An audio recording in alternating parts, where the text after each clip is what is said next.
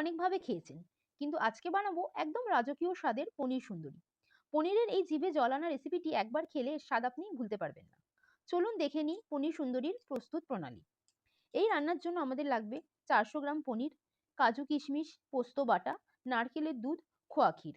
আর ফোড়নের জন্য লাগবে ছোট এলাচ, দারচিনি, মাখন এবং স্পেশাল শাহি মশলার জন্য লাগবে বড় এলাচ, ছোট এলাচ, দারচিনি, মরিচ এবং জয়িত্রী।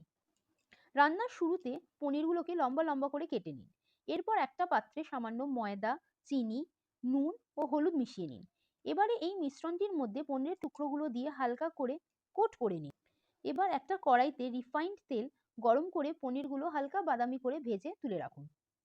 এবার ওই তেলে দারচিনি আর ছোট এলাচ ফোড়ন দিন। এবার সামান্য মাখন আর চিনি দিয়ে আগে থেকে বেটে রাখা কাজু, কিশমিশ ও পোস্তর বাটাটা দিয়ে দিন। মশলা যাতে পুড়ে না যায় তাই কম আঁচে নাড়তে থাকুন। এরপর নুন, হলুদ আর কাশ্মীরি লাল লঙ্কা গুঁড়ো দিয়ে মশলাটা ভালো করে কষিয়ে নিন। মশলা থেকে তেল ছাড়তে শুরু করলে প্রথমে খোয়া ক্ষীর দিয়ে একটু নেড়ে তারপর নারকেলের দুধ দিয়ে দিন। গ্রেভিতে সামান্য জল দিয়ে একটু ফুটে উঠতে দিন। ঝোল ফুটে উঠলে ভেজে রাখা পনিরের টুকরোগুলো দিয়ে হালকা হাতে নেড়ে ঢাকা দিয়ে কমপক্ষে 2 মিনিট ফুটতে দিন। এবার রান্নার আসল টুইস্ট। অন্য একটি প্যানে মরিচ, ছোট এলাচ, বড় এলাচ, দারচিনি আর সামান্য জয়িত্রী শুকনো খোলায় নেড়ে গুঁড়ো করে নিন।